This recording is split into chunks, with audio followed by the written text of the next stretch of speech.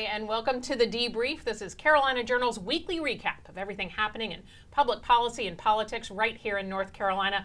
I'm Donna King. I'm editor-in-chief of Carolina Journal. Thanks for joining us. We've got a great show ahead here. We're going to be talking about lots of things going on and really looking ahead there to the 2024 election. All right, this week we have Tyler Voigt joining us, State Director of Americans for Prosperity of North Carolina. Thanks for sticking around and weighing in on all these topics. Plus, Carolina Journal's opinion editor David Larson is here. Looking forward to what he has to say. And Carolina Journal reporters Teresa Opeka and David Bass. Okay, we have a lot to cover. Teresa, I'm going to come straight to you, actually. We've had a few changes in the run-up to the 2024 election. We're looking at primaries now, but there's been some developments that happened this week. Fill us in. Yeah, the latest is Jesse Thomas, who was running for governor of North Carolina, has dropped out of that race. He is now going to focus on Secretary of State, going against Elaine Marshall, who I believe is still going to be running in that position. Sure. Okay. Yeah. Now, Elaine Marshall's been there for a long time. For a long time, like right. Almost 30 years. Yeah, yeah, she definitely has been. Oh, right. So what else do we have coming? We also had an announcement that Steve Troxler is running once again for Secretary of Agriculture. Running the state fair and lots of other things. Yeah, sure. Doing a good job there. A little bit further, well, actually not too much further. Yesterday, kind of like a bombshell at the end of the one government ops meeting. State Auditor Beth Wood announced she will not be seeking re-election next year. All right, tell me the backstory. I know that there is a backstory to this one. Yeah, so she said, what she's told everybody there is that, you know, she's going to be 74 if she ran again, but at the end of her term, and she's got to do some things. She wants to do some personal things and take care of that. But obviously there's speculation as to maybe she's stepping down from all the heat she got from the accident that took place in December of last year. Was at a Christmas party where she drove her car, actually a state-owned car, up over somebody else's car in downtown Raleigh. There were many calls for her to resign at that time. She pleaded not guilty, but you know, it did admit her guilt in a statement. So yeah, it might be some speculation that was part of it, although she has said in an interview afterwards that's not why she's stepping down. Okay, very interesting. Okay, so with Jesse Thomas dropping out of this primary race, that clears the field a little bit for our presumed front runner, Mark Robinson, polling really well. Second time, right, in the last couple of weeks, or last week. Yeah, absolutely. And the other interesting part of the gubernatorial race on the Republican side was just the entrance of Bill Graham recently. Right. Trial attorney from Salisbury.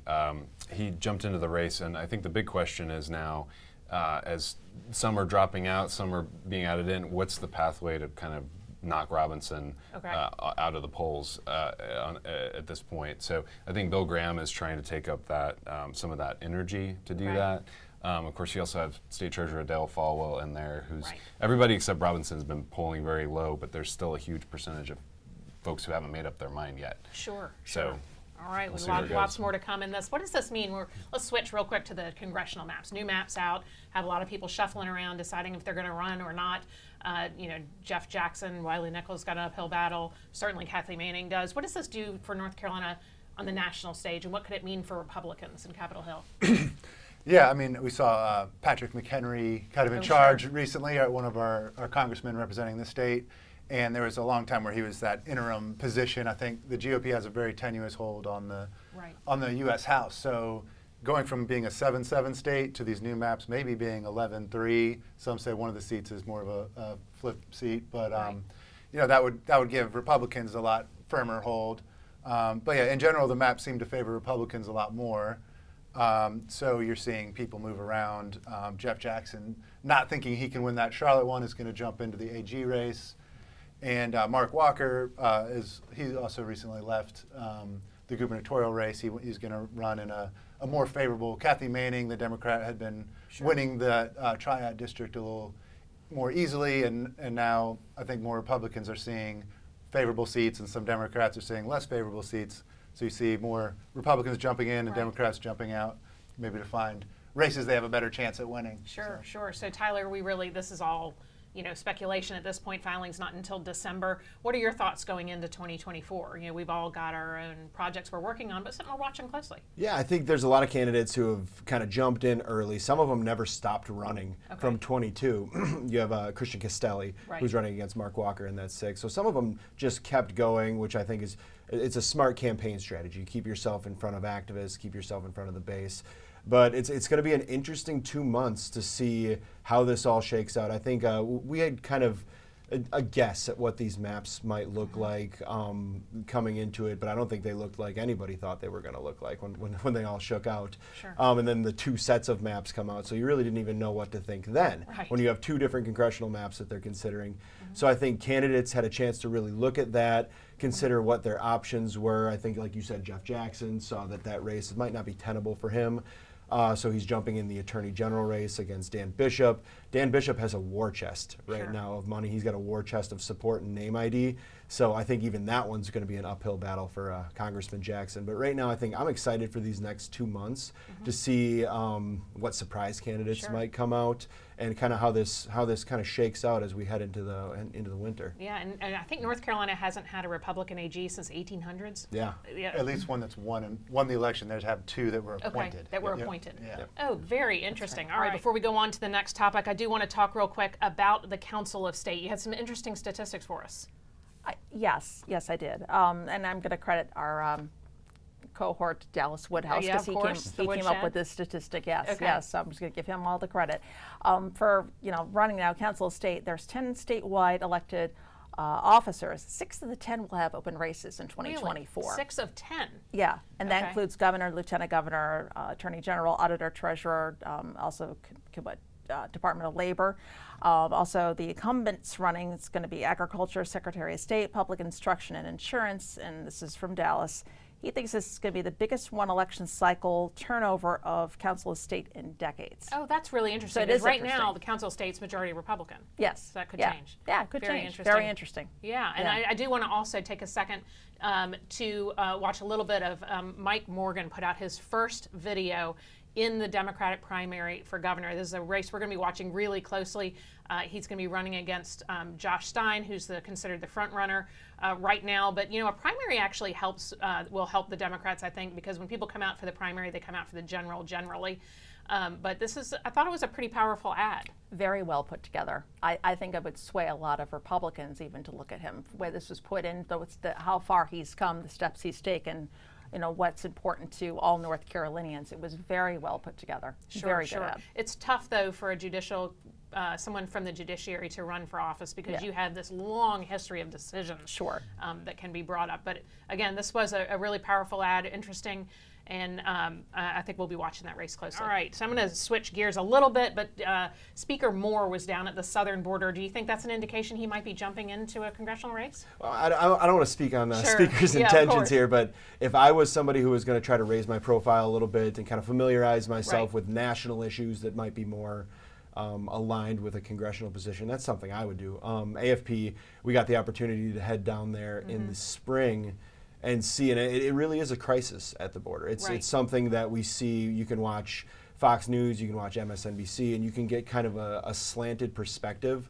of what is happening. It's a really partisan perspective, but it's a problem that's going to require bipartisan solutions. Right. And I think across the board we see the need for a stronger border. We see the need for a immigration system that makes sense to folks. Right. I mean, we're practically creating a system like we created in the 20s with Prohibition, where we're incentivizing people to break the law, and we're empowering cartels in the same way we empowered the mob. Sure. So we're creating this system that it's incentivizing people because they don't know what a pathway to legal immigration looks like, so they take the easier path of illegal immigration. Sure.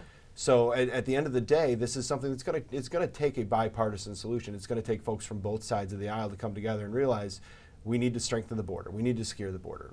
Practically everybody agrees on that. Sure. And then we need to really get together and solve this immigration crisis. Right. You and I had a chance to see it sort of firsthand back in the spring. Yeah. Went down there, and this is right from our tour here. That little spot is maybe 100 yards from Mexico, and you could actually see people up on the hillside watching us do this interview. Yeah. Yeah, it was amazing to see. It really hit home to go see it in person. Yeah, I think what kind of struck me is when we were at this spot is the landowners saying that the cartels have known we were coming on this trip for a while. Wow. That this was not going to be a surprise to them, that we were coming and touring it. They're that organized, and anything that's coming and moving through the southern border right now when it comes to illegal immigration is really run through the cartels. So seeing that, going to Catholic charities, I can't tell you how much, I mean, Sure. it just, That was it's, so moving, though.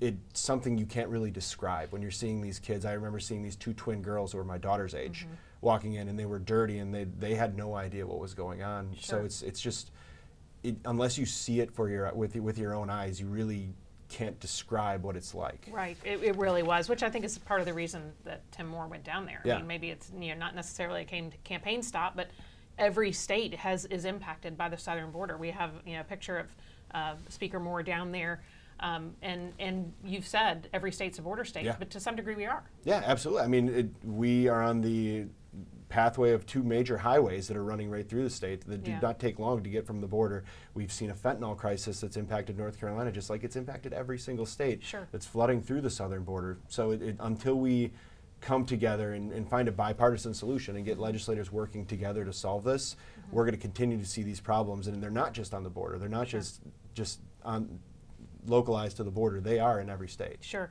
David, you and I were talking about this earlier. There are some people that are saying just seal the border, close it. Others are saying, look, we have a shortage here. What do you tell me what your thoughts are? Yeah, there's just quite a few different sort of interacting issues that Sure. are all very important, and then some people might feel more strongly on one or the other, but like Tyler was saying, there should be a way to get some kind of bipartisan understanding, because one thing we're dealing with is a labor shortage. Right. And, like in North Carolina, I was just looking at, we have a lot of jobs that are being left unfilled in almost every sector. I think nationally, U.S. Chamber of Commerce said there's like 9 million jobs that need to be filled and 6 million unemployed people. So the math just isn't adding up. So there's that element that we do need laborers for different jobs. Sure. And then there's also the element a lot of people are dealing with fentanyl, there's human trafficking, there's general chaos. I think that actually for a while more left-leaning people would focus on the humanitarian side and ignore that, but some of these big cities right now Sure. are actually having to deal with the full brunt of that because Texas and some of the border states are giving people an opportunity to go wherever they want. Right. And so it's not just affecting the border states. Places like New York are being hit with the reality of what a chaotic Sure. border policy looks like. So I think there could be some area of coming together on all these interconnecting issues. Yeah, and now there's this new concern about terrorism. Teresa, we've seen that, and are you seeing that on Capitol Hill? Some of our members are worried about it? Right, I believe Bud and Tillis, in fact, backtracking to the fentanyl, Sure. I did write an article about them asking, Secretary of Homeland Security what their steps they're taking to avert this fentanyl crisis, because there's so much coming into North Carolina. They're giving them to the end of this month to come up with those different answers. But yet, it all ties in together to have a stronger Sure. border, especially now the Biden administration's kind of let things run wild. Right, So, right. What yeah. are your Yeah, thoughts? and definitely with the situation with Israel, Gaza, and Hamas and everything. Right. I mean, it really brings it home the homeland security issue here with the immigration. I think it's kind of easy to forget about that when there's not a really hot zone going on with terrorism like we have now. Right. But it really does bring it home and say that the border is not just an economic issue, a humanitarian crisis. It's also a national security issue. Of course. You think it'll be a big one in the 24 campaigns? I think so. I think Yeah. I think there's a lot of issues we're going to see. I think Bidenomics and inflation is top of the mind for a lot of folks, but this Okay. isn't a problem that's going away. It's Right. something we're going to have to deal with. Right, absolutely. David Larson, our state budget, finally got a couple of weeks into it. Some details of it are still coming out. Tell me what caught your eye this week. Yeah, so that's been about a month ago. Sure. So it's so big, people pull out different Yeah. parts and notice them. But one thing this week that got a lot of attention, even national attention, was there's a new policy that for the UNC system school, which is 16 colleges, there are going to be no more new distinguished professorships for anything other than STEM fields. Okay. So a lot of professors around the country who are in the humanities and social sciences were very offended by that and Sure. kind of yeah, we saw that on Twitter. Yeah. suggesting that this is sidelining the humanities. It's there's an important part of teaching people not just the facts of life, but how to interpret our sense of identity and all of that. Right. And then some people on the more conservative side are seeing this and saying, well, it's kind of a little bit chickens coming home to roost, just how politicized. A lot of those departments have come, critical theory, and there's gender theory stuff. There's history departments and English departments, and a lot of those are less focused on knowledge and inquiry, and a little bit more on passing on a specific worldview. Right. And so I think it just shows it can be kind of a difficult thing, and we have a really polarized society to have one vision, like at a university, that like the humanities, I guess you're meant to be passing on kind of an understanding of who we are. Sure. But we're kind of divided on who we are, so a lot of conservatives, they don't like what they're seeing there, and like in Florida, Chris Rufo and Governor DeSantis have been dismantling some of that. So different conservative politicians are treating that in different ways, but I think the left-wing academics, some of them in the humanities, are noticing that and taking some umbrage, I guess, at that. Are you surprised to see it coming out of Chapel Hill, though? Not particularly. Okay. There's one professor that is a UNC professor. I don't know if we had that tweet, I believe. But she's a criminal law professor, and so they were just discussing it, various professors there. But she says that a lot of folks in the academy are going to disagree, because this other guy below was also an academic from up in Maine, and he's saying what we're seeing at UNC is, how did anyone think we could get away with being nakedly ideological for years without any chickens coming home to roost? And she's basically agreeing, a UNC professor, we have to grapple with the fact that much of what happens on campus right now is about enforcing a certain view of the world, not pursuing knowledge or educating students. So I think that's something that a lot of conservatives feel, and even both of them said they're more on the left in their professors, but they're like, we have been kind of taking advantage of this and just pushing our own views. So I found that it's kind of an interesting North Carolina related piece of news this week. Well, Americans for Prosperity, you deal with hard numbers, right? You deal a lot with economics and those things. Do you think that this was coming? What are your thoughts on it? Yeah, I think it kind of speaks to what the legislature might be trying to incentivize. We see North Carolina. North Carolina is one of the leaders in education systems, but the country as a whole, we are falling behind in the STEM field to other countries. So kind of taking a step back and looking at what our priorities are and what we're going to be incentivizing folks to really lean into and increasing the value of these STEM fields, it seems like a good message to send. Sure. And I think as far as the humanities go, it does seem like there's one side that is being really drilled home on these college campuses. We've seen free speech suppressed on college campuses across the country. We have FIRE. It's a great organization that gives free speech rankings. Right. And we saw, I think, Harvard was dead last, and we've seen all the news coming out of Harvard lately. So I think it's important to have these conversations, but I think it's important to have all sides of these conversations so we can actually have a dialogue instead of just one side hammered down on folks. Sure. David, your thoughts? We've been talking a lot about culture on campus. Inevitable that this might happen? Yeah, it's interesting. I mean, you have an example like these large public institutions. I think it also applies to K-12 education with this sort of thing, where there are a lot of people who object to taking an ideological point of view staunchly on something and having free speech repressed, and people just get tired of it, whether it's in K-12 education or public universities. I mean, they want instruction on the material at hand, not a certain worldview, especially hot political issues, things like that.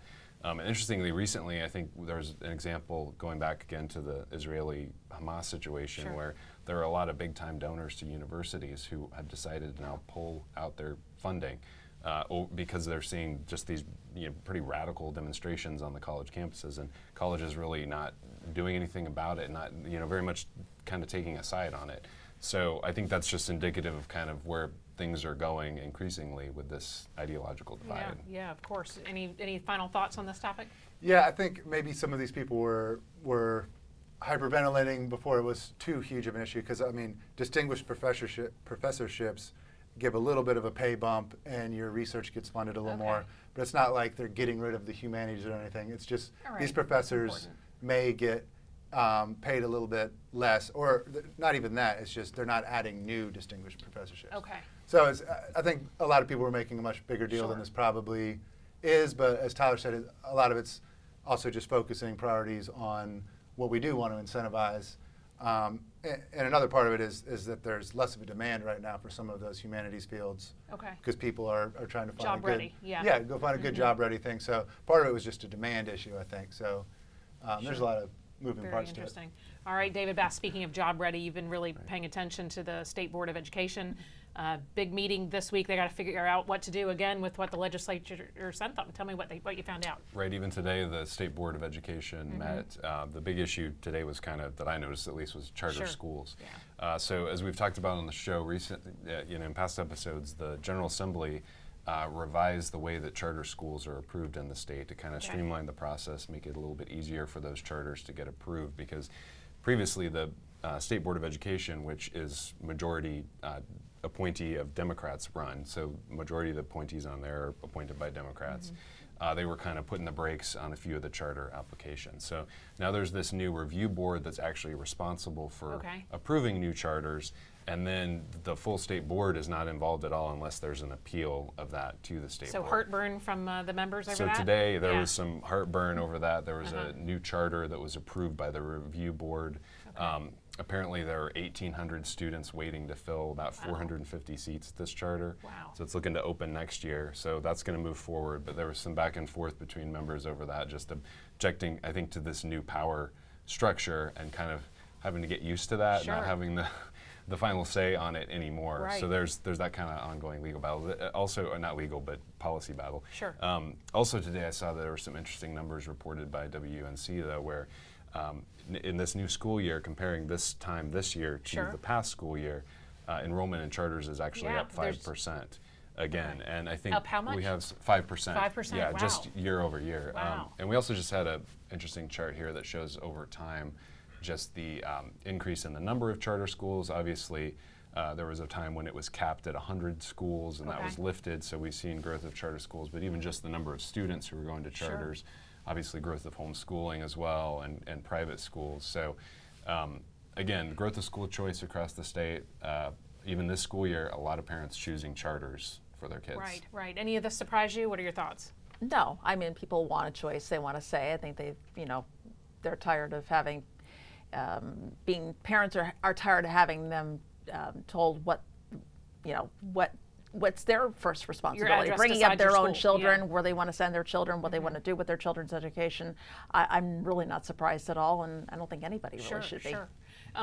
What are your thoughts? This power dynamic is playing out within public schools, but it seems like it's really consumer driven. Yeah. It's parents are consumers, and at this age, you're younger than me. At this age, you're used to having Amazon drop a box on your front porch. Yeah. You're not used to the government telling you where to send your kids.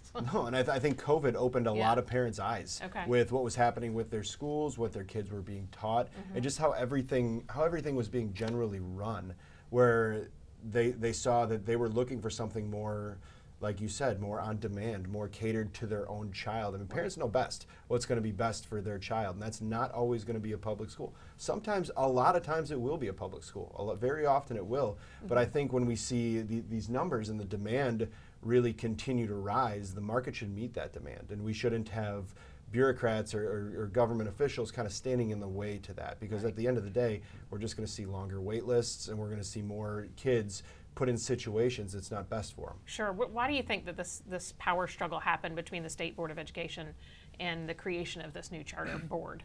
Oh, I think it's very understandable. I mean, you think the education bureaucracy has just been one basic thing for generations, and now all the headwinds are going against them. Yeah. I think public support and polling is very much for school choice. Parents, very much for it, and there's these wait lists of like 70,000 kids waiting to get in. The Republicans have, they have a supermajority in both houses. They have the state Supreme Court. All the elements that That's not just Republicans too, right? No, but I feel like in terms of passing school choice laws, and then the ability to block that, any ability they might have had to kind of put a halt on any of this has kind of eroded away. So there's some frustration, I think, understandably, with their, and State Board of Education being mostly people that I think 8 of them, the majority, are opposed to this, but they don't really have a lot of leverage, I'd say, over the situation. So that's where the frustration comes from, I think. Right. So we're seeing the inertia or you see the forward movement on this. Do you think that this conflict will continue, or you think that the State Board of Education isn't going to let this? There's an issue about funding that came up earlier, the control of the money. Right. So when the General Assembly passed this new law to create the new review process, the State Board had tried to get around it by passing their own policy that said, well, okay, that's in place, but we're responsible for actually authorizing the funding for the charter schools. So they could approve it, but they may not get any money. They may not get any money, yeah. And then in the new budget, the General Assembly basically said, no, you can't actually do that. So it is going to be an ongoing issue. I think obviously lawyers are going to get involved. It's going to be ongoing. But I think to Tyler's point too, I mean, we've seen the growth of school choice. The majority of North Carolina families are still choosing a district school, and in the new budget, there was significant new spending on public schools still. So the narrative that public education is being defunded in favor of vouchers and all, it's just not true. The important thing is the system that's there. The options are there for the parents about educating the children, not just supporting one institution or system or another. Sure, and that is an important point to make. That education itself is still I think the single largest chunk of our state budget. Like 50%. By far. It's like a little over half. And that's traditional public schools. Traditional public schools, absolutely. Very interesting. All right, actually I'm going to come right back because I want to share our tweet of the week before we get out of here. We've been talking a lot about the differences in the races, about Beth Wood deciding not to run again. That was big news. So there was a funny tweet, Colin Campbell. He's had our tweet of the week every once in a while. Representative McNeely had a little car crash joke. I thought that was a pretty good one. Yeah, it was. We were all trying to decide who the guy with the red shoes was during that video. If you get a chance to go back and look one of our old debrief, we had the video from that up. All right, well, we're going to be watching. Thank you guys so much for joining us on the debrief. We're going to be back here every Thursday, so make sure you subscribe. It'll come right to you. Have a great week and stick around for next week. We're going to be covering more of the General Assembly. If they come back, they're not going to be coming back for a little while, and lots of other things that are going on in state public policy. Thanks so much.